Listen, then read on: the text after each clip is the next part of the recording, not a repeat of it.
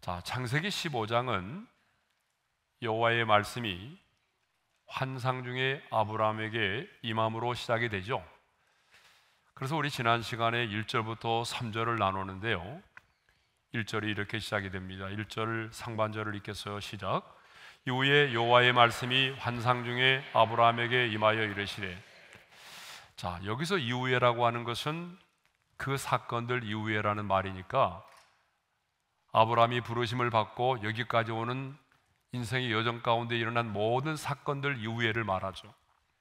최근에 일어난 사건은 어떤 사건이냐 그러면 북방의 연합군, 그러니까 메소포타미아의 4개 나라의 연합군과 소돔과 고모라를 중심으로 한 5나라의 연합군이 싸움을 벌였는데 소돔과 고모라의 연합군이 졌어요.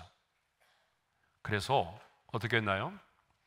그 북방에는 메소포타미아의 연합군들이, 그돌라오멜이 이끄는 메소포타미아 연합군들이 소돔과 고모라를 비롯한 5나라의 양식과 재물 가축들을 빼앗아가고 많은 사람들을 포로로 끌고 갔어요.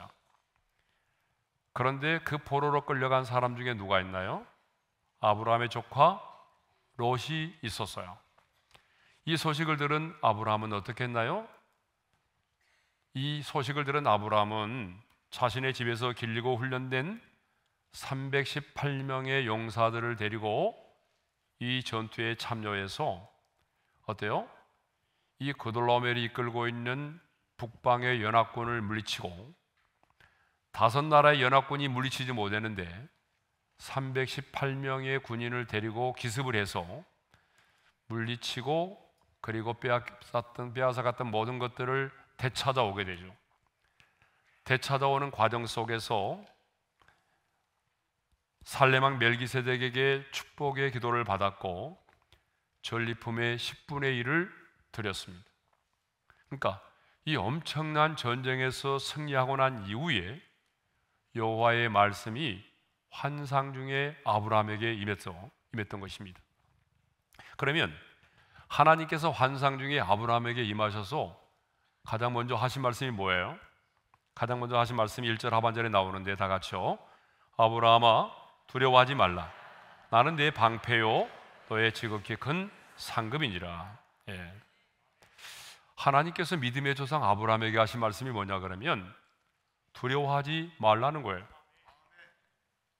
아니, 아브라함은 지금 영적인 전쟁에서 승리를 했고 전리품도 취하였고 또 돌아오는 길에서 살레망 멜기세덱에게 축복의 기도까지 받았어요.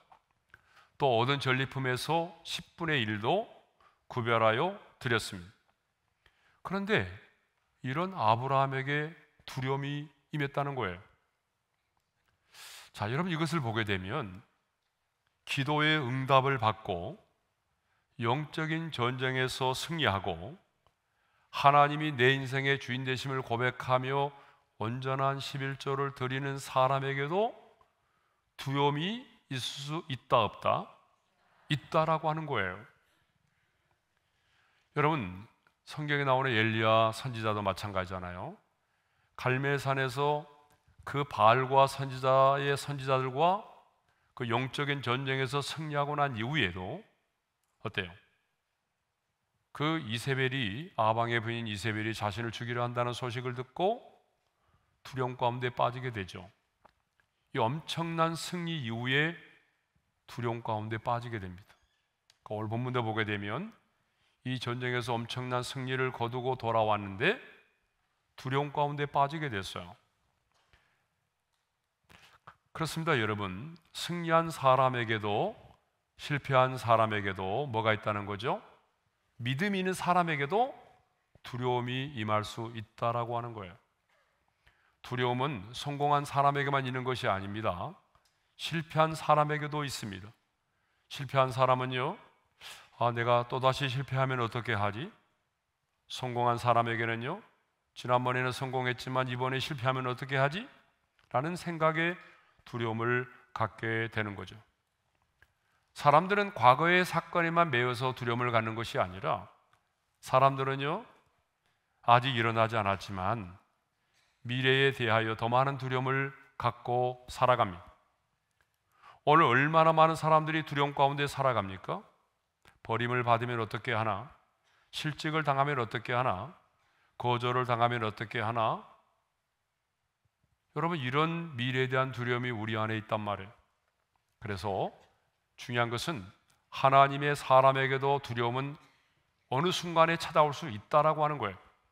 그래서 제가 지난번에 말씀드린 것처럼 믿음은 두려움이 없는 것이 아니라 그 두려움의 감정에 내가 굴복하지 않고 그 두려움 앞에 당당하게 맞서는 것이고, 마침내 하나님이 주시는 힘으로 두려움을 이겨내는 것이 믿음이라는 거예요.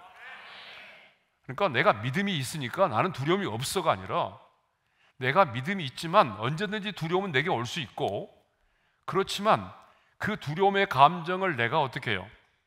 그 감정 앞에 굴복하지 않고, 믿음이 있다는 것은 그 두려움에 내가 당당하게 맞서는 것이고, 하나님이 주시는 힘으로 그 두려움을 이겨내는 것이 바로 믿음이라는 거예요.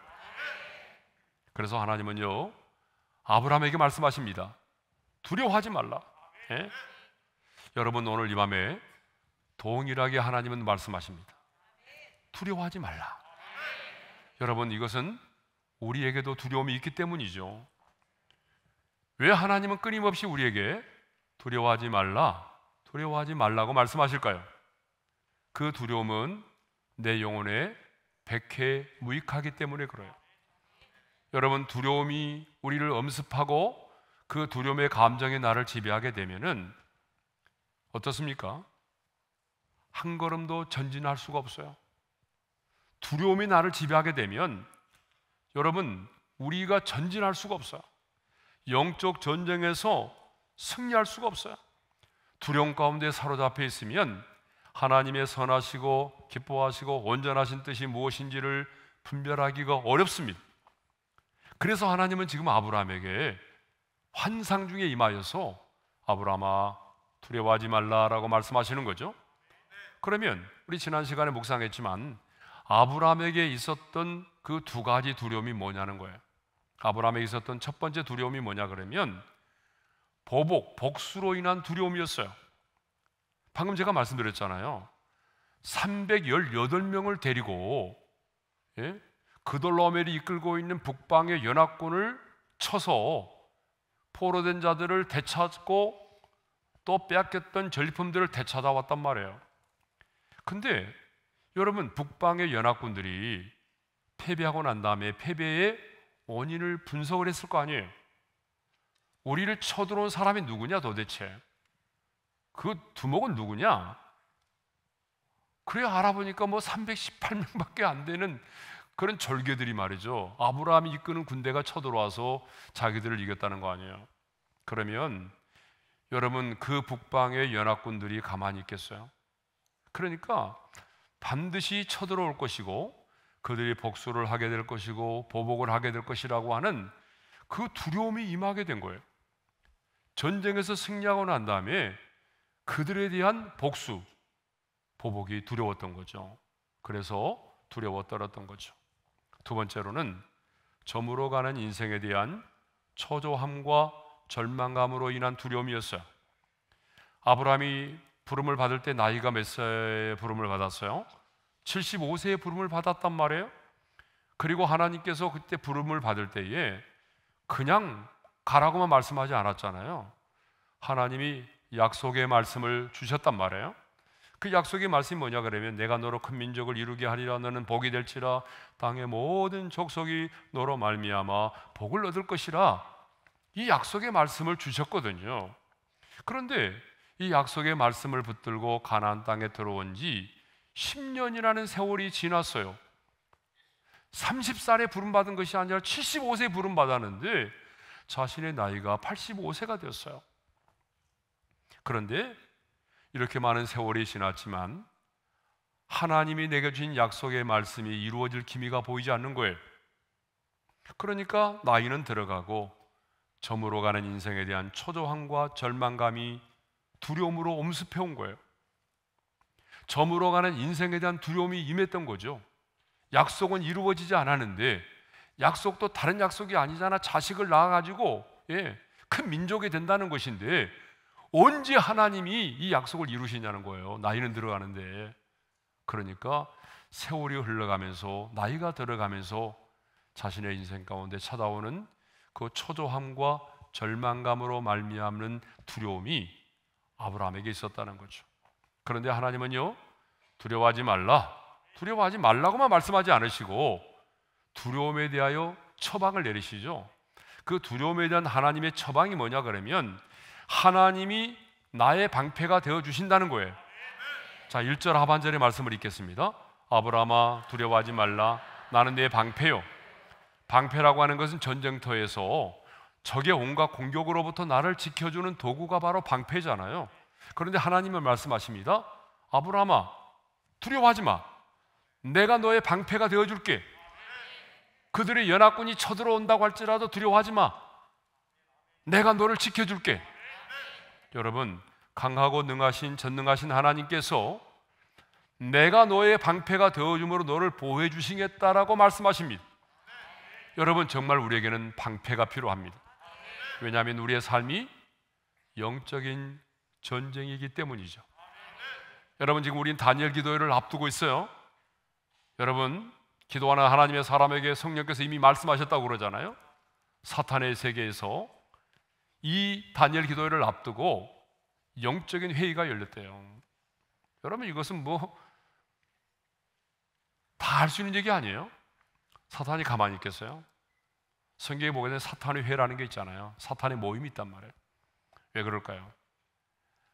그동안 팬데믹을 거치면서 한국교회가 이렇게 무너져가고 한국교회가 분열에 분열을 거듭하고 질이 멸렬하고 있는데, 다음 세대가 이렇게 떠나가고 있는데, 이 오른교회가 하나님께서 이 오른교회를 세우시고 이 오른교회를 통해서 이 땅에 분열된 한국교회를 연합하게 하시고 다시 무너져가는 예배를 회복하게 하시니 여러분, 사탄이 가만히 있겠어요? 그러니까 사탄은 자신들이 도구로 사용할 수 있는 모든 사람들을 도구로 사용해서 여러분, 저와 우리 오른교회와 다니엘 기도회를 공격하려고 할 것입니다. 우리는 그 사실을 뻔히 알고 있어요. 그런데 중요한 것은 하나님이 우리의 방패가 되어주신다는 사실입니다. 여러분, 사탄이 아무리 자신의 절개들을 동원하고 자신이 동원할 수 있는 사람들을 동원해서 공격한다고 할지라도 여러분, 우리가 깨어 있으면, 하나님의 말씀으로 전신갑주를 입고 있으면 하나님이 우리의 방패가 되어주십니다. 우리는 마침내 승리하게 될 것입니다. 사탄의 역사가 강하면 강할수록 성령님의 역사도 더 강력하다는 사실을 여러분 아셔야 됩니다. 네. 두 번째로 하나님 말씀하십니다.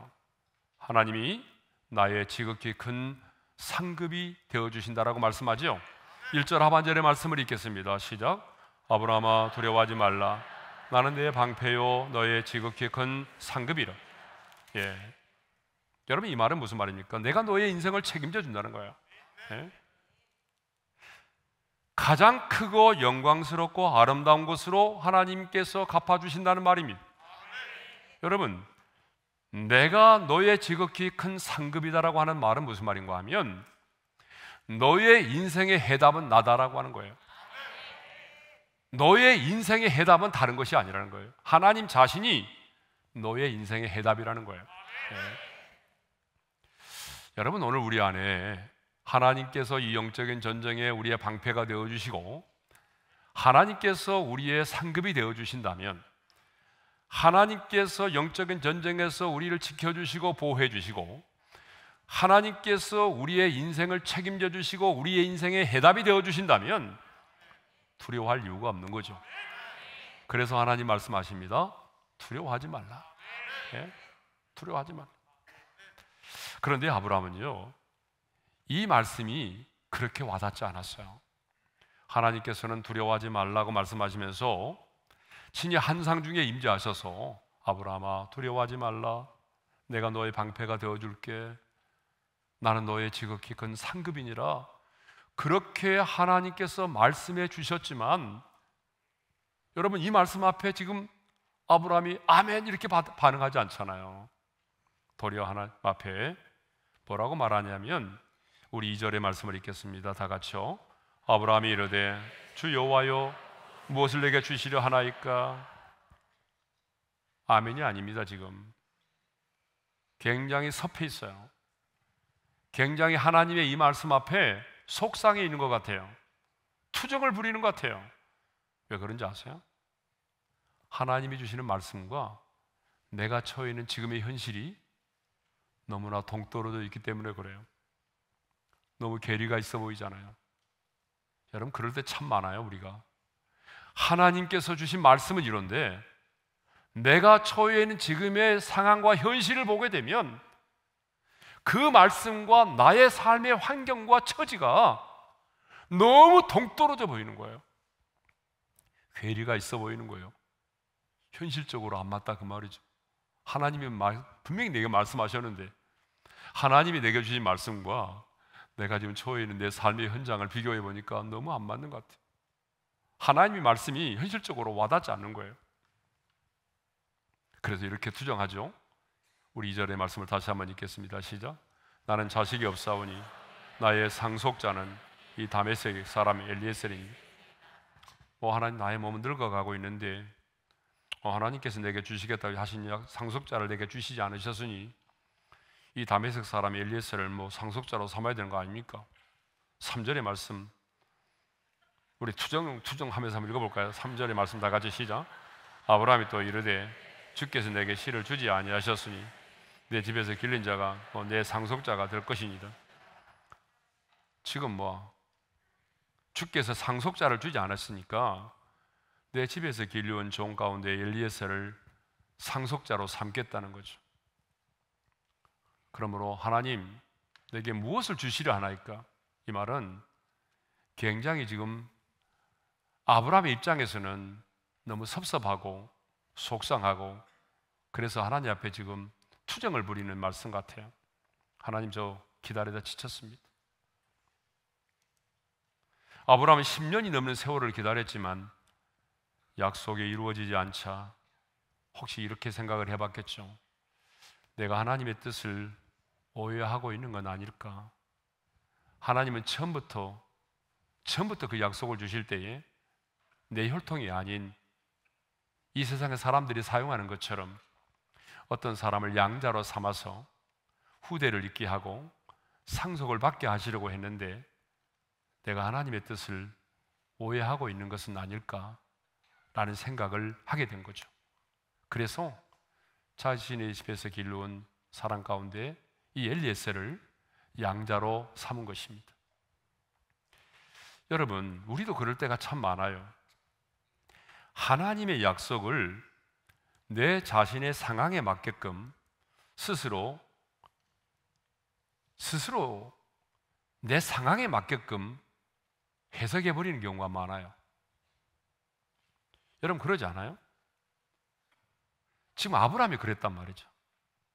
분명히 하나님은 약속하셨는데 그 약속이 이루어지지 않으니까 이거 아니야? 내가 하나님의 뜻을 오해하고 있는 거 아니야? 하나님의 뜻은 처음부터 양자를 삼아가지고 후대를 이어가는 거고 상속자를 삼으려고 했는데 내가 잘못 오해하고 있는 거 아니야?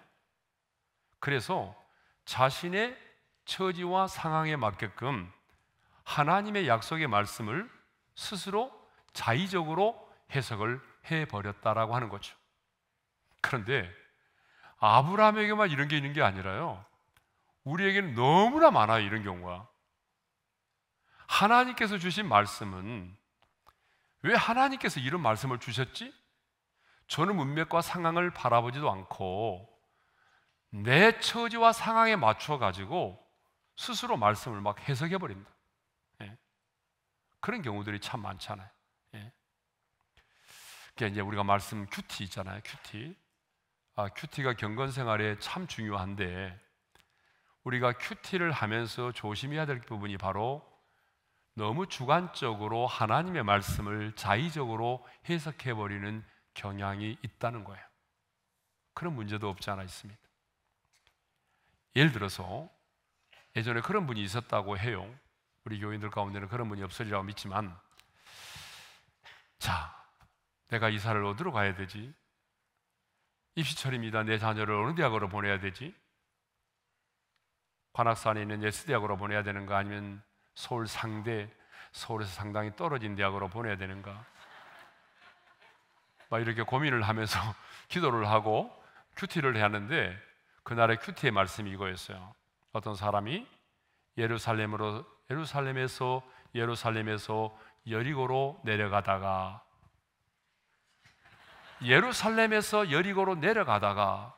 이 말씀을 딱 묵상하면서, 아, 그렇구나, 내려가는구나, 그래서 서울에서 내려가야 되는구나, 부천으로 가야 되겠네, 그렇구나, 내 자녀의 대학은 서울이 아니구나, 지방으로 내려가는구나, 이렇게 자의적으로 해석해버리는 분이 있다는 거예요. 근데 여러분, 이렇게 성경을 해석하면 안 돼요. 왜냐하면 예루살렘은 아주 높은 곳에서 해발 800m나 돼요. 그러니까 여리고는요, 내려가야 되는 거예요. 그러니까 말을 하려면 예루살렘에서 여리고로 내려간다라고 해야 표현이 맞는 거예요. 안 그래요? 지형적으로 보게 되면 예루살렘에서 여리고로 내려가는 것은 맞는 말이에요.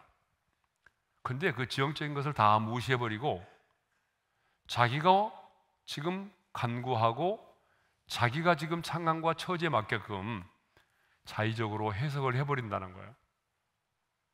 여러분, 그렇게 해서는 안 됩니다. 여러분이 처해 있는 상황과 환경을 가지고 하나님의 말씀을 자의적으로 해석하면 안 돼요. 그러니까 무슨 말이냐면, 하나님의 말씀을 가지고 내가 처해 있는 상황과 환경을 이해하려고 해야지, 내가 처해 있는 상황과 환경을 가지고 말씀을 해석하려고 하면 안 된다는 거예요. 순서가 다르요. 순서가. 무슨 말인지 알겠죠? 순서가 중요합니다. 예. 자, 이제 하나님은 아브라함에게 하나님의 뜻이 어떤 것인지를 정확하게 말씀을 하시죠. 4절의 말씀을 읽겠습니다. 4절 다 같이요.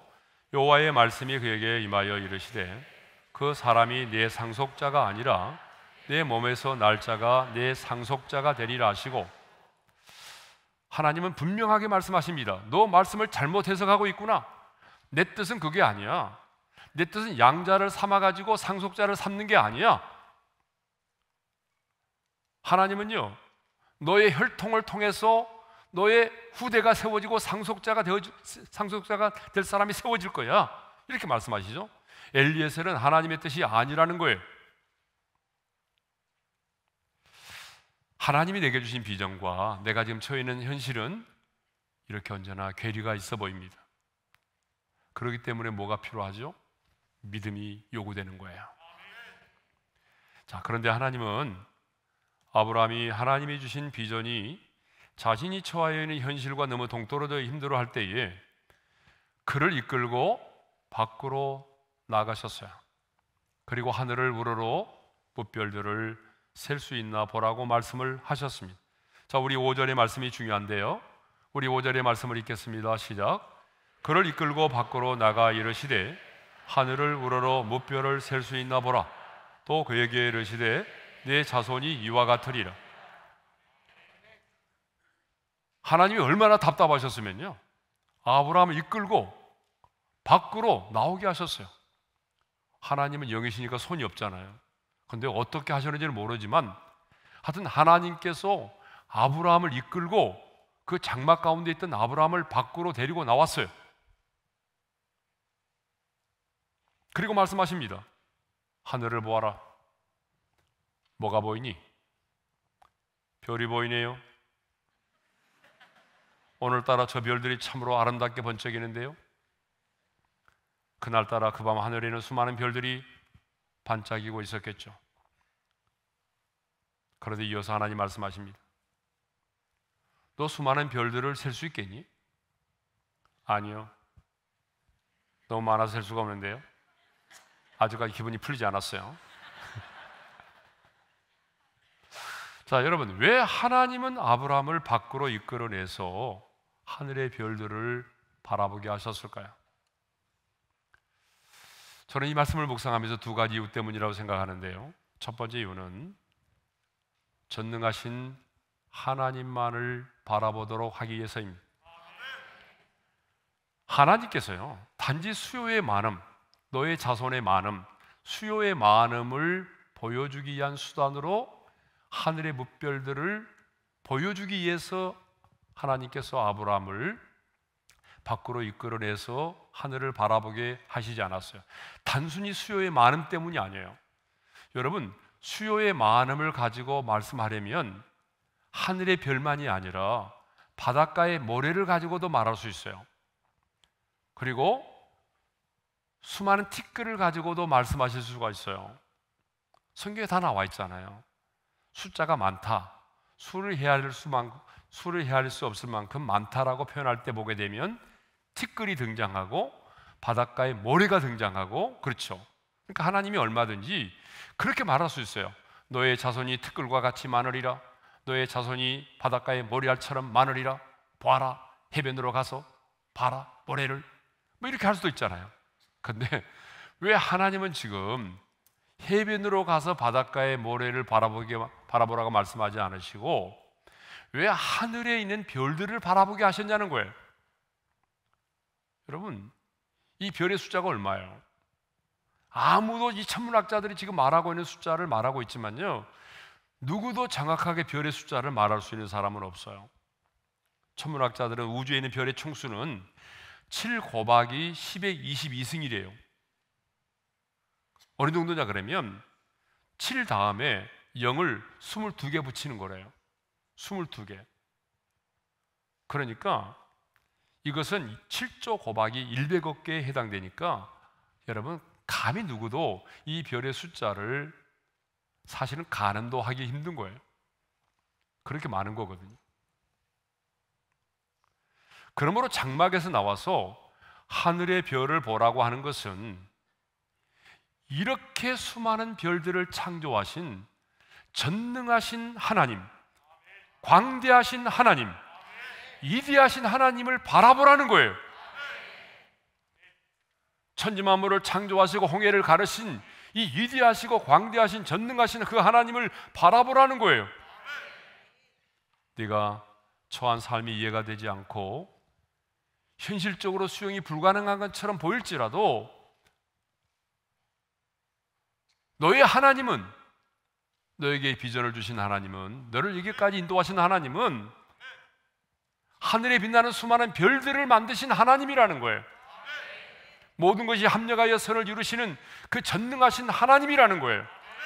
그러니까 하늘의 별들을 바라보라는 것은 단순히 그 수요의 많음을 말하고자 함이 아니라 바로 전능하신 하나님을 바라보라는 겁니다. 제가 언젠가 여러분들에게 말씀드린 것이 기억나는데, 내 문제의 크기는 내가 알고 있는 하나님의 크기에 반비례한다는 말인데, 여러분 기억 안 나시죠? 감사합니다. 이렇게 자꾸 좀 잊어주고 까먹어줘야지 내가 반복해서 설교도 하고 그러죠. 네. 자, 내 문제의 크기는 내가 알고 있는 하나님의 크기에 반비례한다는 말이에요. 무슨 말이냐면, 내가 알고 있는 하나님이 작은 분이면 내 문제는 커 보인다는 거예요. 그런데 내가 믿고 의지하는 하나님이 내가 생각하는 것보다 크신 분이라면 내 문제는 아무리 커도 작아져 보인다는 거예요.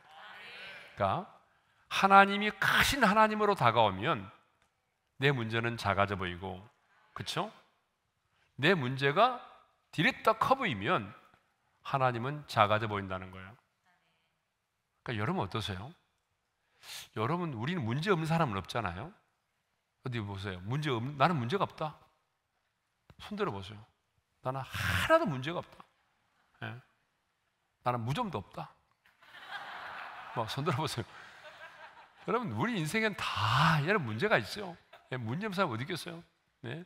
근데 여러분이 처해 있는 그 문제가 하나님과 봤을 때에 문제가 커 보입니까? 아니면 하나님이 커 보입니까? 여기 나오신 분들은 아마 하나님이 더 커 보일 거예요. 그런데 오늘 금요일인지도 모르고 TV 보고 있는 분들은 아마 문제가 더 커 보일 거예요. 네. 이게요, 수시로 또 변해요. 예배당에 나와서 기도할 때는 하나님이 커 보이고 문제가 작아져 보이는데, 세상으로만 나가면, 하는 친구만 만나면, 한 장 꺾고 나면 문제가 막 너무 커 보이는 거예요. 예? 이런 세상에 친구 만나면 막 문제가 너무 커 보이고 하나님은 안 보이고, 그렇죠? 그럴 때가 많아요. 지금 아브라함은 장막에 거하고 있어요. 여러분, 장막에 거하고 있으니까 뭐겠어요? 아무것도 안 보이잖아요. 근데 하나님 말씀합니다.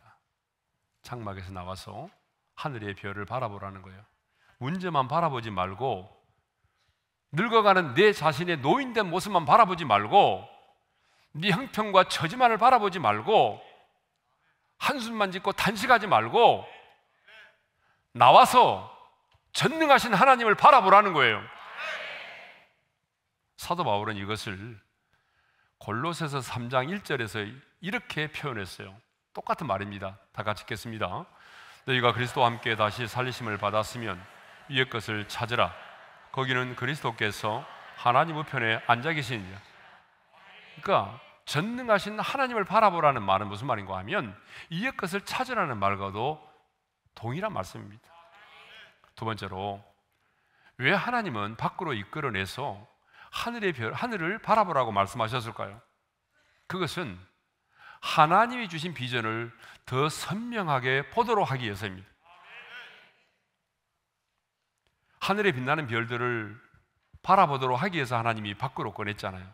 그렇죠? 그러니까 하늘의 별을 세보라고 말씀하셨잖아요.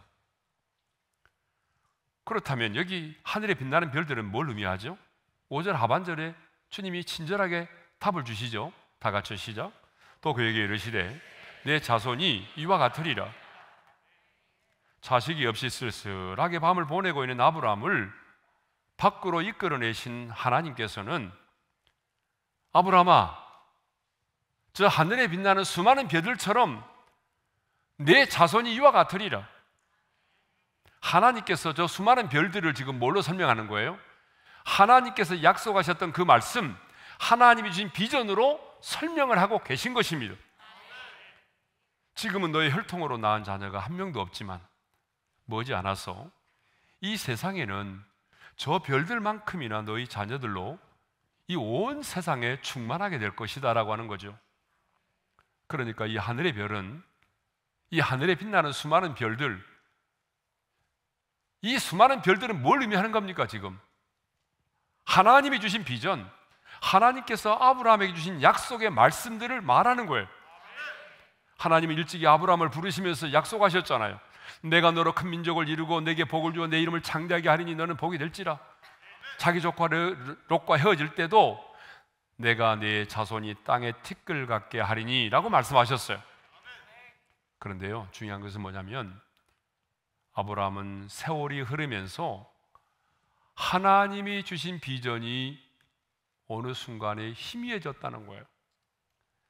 하나님이 주신 비전을 선명하게 붙들고 왔는데 10년이라는 세월이 지나면서 그 비전이 희미해진 거예요. 오늘 우리 중에도 하나님께서 내게 주신 비전을 붙들고 도전했는데 상당한 시간이 지났음에도 불구하고 하나님이 주신 비전이 이루어질 기미가 안 보이니까 지금 우리 중에는 아브라함과 똑같이 그 비전이 가물가물해지는 분이 계실 거예요. 있죠? 하나님이 내게 주신 비전이 잘 안 보이는 거예요. 하나님이 내게 주신 비전이 선명해야 내가 도전할 수 있는데 하나님이 주신 비전이 잘 안 보이는 거예요. 희미해진 거예요. 근데 여러분, 단순히 세월이 지났기 때문만이 아니에요. 시간이 지났기 때문에 하나님이 주신 비전이 희미해진 건 아니에요. 물론 세월이 지나면서 영향을 받을 수도 있지만요, 제가 누가복음을 읽다가 주님께서 하신 이 말씀을 통해서 정말 놀라운 것을 깨달았어요. 예수님께서요, 항상 기도하고 깨어 있을 것을 말씀하시면서 이렇게 말씀을 하셨어요. 누가복음 21장 34절입니다. 다 같이요. 너희는 스스로 조심하라. 그렇지 않으면 방탕함과 술 취함과 생활의 염려로 마음이 둔하여지고. 방탕함, 술 취함, 뭐 이거는 거의 우리하고는 해당이 안 되니까 접어두고, 근데 확 와닿는 말이 무슨 말이죠? 생활의 염려로 마음이 둔하여진다는 말씀이에요. 그렇군. 생활의 염려는 우리의 마음을 둔하여지게 만듭니다. 생활 속의 염려는요, 우리의 마음을 둔하게 만들어 버리는 거예요. 영적인 예민함이 사라지게 만드는 거예요. 생활의 염려는 하나님이 내게 주신 비전을 희미하게 만들어 버린다는 거예요. 여러분 동의하시죠? 그래서 주님은 염려하지 말라고 말씀한 거예요. 우리가 근심하고 생활에 대하여 염려를 하게 되면 그 염려 자체가 우리의 영혼을 어둡게 만들어요. 그 염려 자체가 우리의 마음을 어떻게 만들어요? 둔하여지게 만들어요. 영적인 예민함이 사라지게 만들어요. 하나님이 내게 주신 비전을 희미하게 만들어 버린다는 거예요.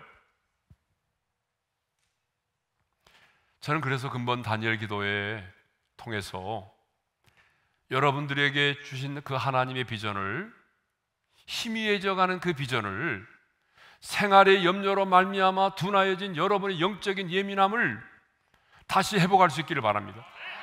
다시 하나님이 주신 그 비전이 말씀을 통해서 여러분들에게 선명하게 드러나기를 원합니다.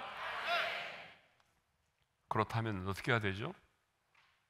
누가 하늘에 빛나는 별들을 볼 수 있어요? 누가 하나님이 주신 비전을 선명하게 볼 수가 있나요? 장막에서 나오는 자죠. 아브라함처럼 자신의 장막에 갇혀만 있으면 자식이 없이 나이만 들어가는, 늙어가는 자신의 모습만을 보게 된단 말이에요. 두터운 현실의 벽만을 보게 됩니다. 죽었다 깨어나도 장막 안에 갇혀 있으면 하늘에 빛나는 별을 볼 수가 없어요. 그러므로 하늘에 빛나는 별들을 바라보려면 장막에서 나와야 합니다. 그런데 오늘 아브라함처럼 절망의 장막 안에 갇혀 있는 분들이 너무나 많아요. 오늘 그 장막 안에서 문제만을 끌어안고 그 장막 속에서 늙어가는 자신의 모습을 한탄하면서 한숨 짓고 탄식하며 사는 사람들이 얼마나 많은지 모릅니다. 현실의 벽 앞에서 낙심하고 불평하고 원망으로 나를 새는 사람들이 많아요. 과거에 입은 상처에 쓴뿌리를 부여잡고 마음속에 분노를 품은 채 절망의 장막에 앉아있는 분들이 많아요. 장막에 갇혀있는 사람들은 언제나 이렇게 말합니다. 인생이 너무 힘들어요. 여러분 맞습니다. 산다는 것 쉽지 않습니다. 여러분 하나님의 사람으로 하루하루를 살아간다는 것 쉽지 않습니다. 내 자신과의 싸움이 있고 또 사람들과의 관계의 어려움도 있고 거기에 또 보이지 않는 악한 영과의 싸움도 있고 쉽지 않아요. 그렇지만 인생은 이렇게 언제나 힘들고 버겁고 복잡합니다. 그러나 우리 인생 가운데 힘들지 않은 사람은 한 사람도 없다는 거예요. 그런데 오늘 하나님 우리에게 강력하게 도전하십니다. 다니엘 기도회를 앞두고 있는 오늘 준비 기도의 마지막 날인데 하나님께서 우리에게 아주 강력하게 말씀하십니다. 그 절망의 장막에서, 그 절망의 텐트 속에서 나오라는 것입니다. 희미해진 비전을 붙잡고 장막 안에만 갇혀있지 말고 밖으로 나와서 하늘의 별들을 바라보라는 거예요. 내가 너에게 준 약속의 말씀을 붙들고 저 빛나는 하늘의 별들을 소망 가운데 세워보라는 거예요. 저 빛나는 수많은 별들이 은혜의 소낙비처럼 너의 인생 가운데 쏟아지는 날이 있다는 거예요. 그러므로 오늘 그 절망의 장막에서 나오라는 것입니다. 하나님께서 아브라함을 밖으로 이끌어내서 하늘의 별들을 바라보게 하셨어요. 그리고 내 자손이 이와 같으리라고 말씀하셨잖아요. 희미해진 그 아브라함의 비전을 하나님이 다시 선명하게 보여주셨습니다. 그런데 아브라함은 이번에는 이렇게 반응하죠. 6절의 말씀을 읽겠습니다. 다 같이요. 아브라함이 여호와를 믿으니 여호와께서 이를 그의 의로 여기시고, 아브라함이 믿었다라고 말합니다. 여러분, 방금 전까지만 해도 하나님 앞에 투정거렸어요. 예? 내게 무엇을 주시려나이까? 막 그랬어요. 예? 내게 말씀이나 하시지 마시지. 10년이라는 세월이 지나는데 왜 하나님의 약속의 말씀을 안 이루어주는 거예요? 예? 언제까지 참으라는 거예요? 이렇게 투정을 벌였는데 하나님께서 그 장막에서 이끌어내요 하늘의 별들을 보게 하시고 내 자손이 이와 같으리라. 다시 한번 하나님께서 그 약속의 말씀을 통해서 그 비전을 선명하게 말씀해 주실 때에 아브라함이 어떻게 했다고요? 아브라함이 여호와를 믿었대요. 여호와를 믿었습니다. 그랬더니 여호와께서는 그를 그의 의로 여기셨다, 그렇게 말씀하고 있습니다. 성경에 최초로 믿었다고 언급된 사람이 바로 아브라함입니다. 성경에 최초로 믿었다라고 언급된 사람이 누구예요? 아브라함. 그래서 아브라함을 믿음의 조상이라고 말해요. 그리고 하나님은 그 믿음을 보시고 그의 어떻게 하셨어요? 의로 여기셨습니다. 자, 여러분, 정말 이해할 수 없는 하나님의 비전이잖아요. 현실적으로는 너무나 동떨어져 있는 말씀이잖아요. 여러분 한번 생각해 보세요. 아니, 자식이 한 명이 없는데 하나님께서는 지금 아브라함을 밖으로 이끌어내서 하늘의 별들을 보라고 말씀하시고 내 자손이 이와 같으리라 이렇게 말씀하셨대요. 그런데 아브라함이 믿었대요. 여호와를 믿었대요. 여호와를 믿었다는 말은 그 말씀을 믿었다는 거예요. 여러분, 이게 중요한 거예요. 말도 안 되는데, 자신의 현실과는 너무나 동떨어져 있는데, 그런데 그 여호와를 믿은 거예요. 여러분, 근본 다니엘 기도회 때 정말 우리가 중요한 것은요, 하나님의 약속의 말씀을 붙드는 게 중요해요.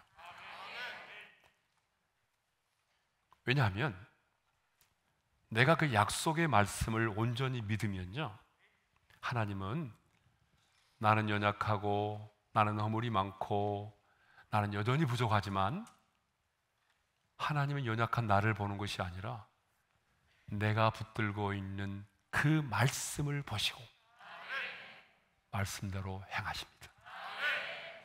그렇기 때문에 여러분, 중요한 것은 나를 바라보기 전에 내가 붙들고 있는 그 하나님의 말씀을 온전히 믿고 의지해야 됩니다. 그러면 하나님은 나를 보는 것이 아니라 내가 붙들고 있는 그 말씀, 그 진리의 말씀, 그 변치 않는 하나님의 말씀을 따라서 신실하신 하나님이 말씀대로 응답하십니다. 예, 이게 너무 중요한 거예요. 하나님은 절망의 장막에서 나와서 하늘에 빛나는 별들을 바라보게 하셨습니다. 이 말은 우리도 이 세상을 살아가면서, 아니 근본에 21일 동안 우리가 다니엘 기도회를 하면서 어떻게 기도를 해야 될지를 가르쳐주고 계세요. 첫날에 제가 기도의 응답에 도전하라고 하는 그 말씀을 묵상하면서 그날도 언급을 하겠지만 믿음의 눈으로 바라보면서 기도하라는 거예요. 여러분, 이후에 아브라함이 하늘에 빛나는 별들을 바라볼 때에 뭘 생각했겠어요? 저 별은 나의 별, 그런 노래나 불렀을까요? 한가하게? 아니에요. 그 하늘에 빛나는 수많은 별들을 바라보면서 하나님이 내게 주셨던 약속의 말씀을 붙잡았겠죠. 그래, 하나님이 나에게 분명히 말씀하셨어. 저 수많은 별들을 보라고, 셀 수 있는지 세어보라고, 내 자손이 이와 같으리라고. 지금은 아무것도 없지만, 지금은 내 혈통으로 난 자식이 한 명도 없지만, 하나님은 분명히, 전능하신 하나님은 언젠가 내게 자녀를 주실 것이고, 그 믿음의 후손들로 말미암아 이 땅 가운데 하나님을 믿는 하나님 나라의 백성들이 창대케 될 것을 믿음의 눈으로 바라보았던 거죠. 믿음의 눈으로 바라보면서 기도한 거예요. 하늘에 빛나는 별들을 바라볼 때마다 믿음의 눈으로 하나님께서 내 인생 가운데서 행하실 그 약속의 비전을 바라보면서 기도했단 말이에요. 옛날에 절망의 장막 속에 있을 때는요, 아무것도 보이지 않았어요. 두터운 현실의 벽밖에 보이지 않았어요. 신세를 한탄하고 나이가 들어가는 자신의 초라한 모습밖에 보이지 않았어요. 그런데 이제는 이 절망의 장막에 나와서, 절망의 장막에서 나와서 밤하늘에 빛나는 별들을 바라보기 시작하니 이제는 뭐예요? 믿음이 생겼어요.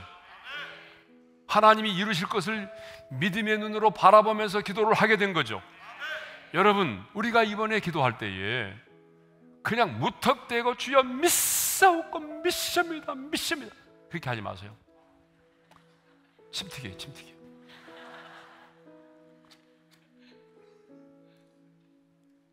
그보다 더 중요한 게 뭐예요? 믿음의 눈으로 바라보면서 기도하는 거예요.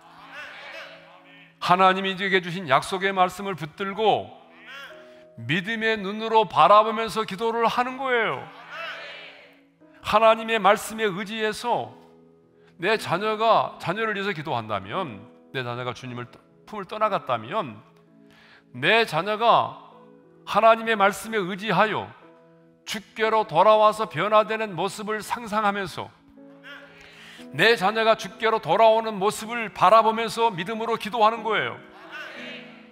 내 남편이 주께로 돌아오는 모습을 바라보면서 기도하는 거예요. 어떻게 변화되는 것까지도 믿음의 눈으로 바라보면서 기도하는 거예요. 환자를 위해서 기도한다면 치유되는 모습을 믿음의 눈으로 바라보면서 기도하는 거예요. 성령의 불에 의해서 그 암세포가 녹아지고 종양이 작아지는 것, 점점 작아지는 것들을 믿음의 눈으로 바라보면서 기도하는 겁니다. 하나님의 임재 속에서 내가 예배드리는 그 모습을 바라보면서 하나님께서 내 인생 가운데 어떻게 응답하실지 믿음의 눈으로 바라보면서 기도하는 거예요. 그냥 기도하지 말고요, 믿음은 바라는 것들의 실상이에요. 그러니까 아브라함이 이후에 밤하늘에 빛나는 별들을 바라보면서 하나님이 주신 약속의 말씀과 비전을 붙들고 기도했던 것처럼, 그래, 지금은 내 자녀가 한 명도 없지만 하나님은 반드시 약속의 말씀대로 내 자녀들을 이 땅 가운데 창대케 하실 것이고, 그리고 이렇게 많은 후손들, 하늘에 빛나는 별들처럼 내 후손들이 많아질 것이다. 믿음의 눈으로 바라보면서 기도했단 말이에요. 그러니까 여러분도 꼭 그렇게 믿음의 눈으로 바라보면서 기도할 수 있기를 바랍니다. 예.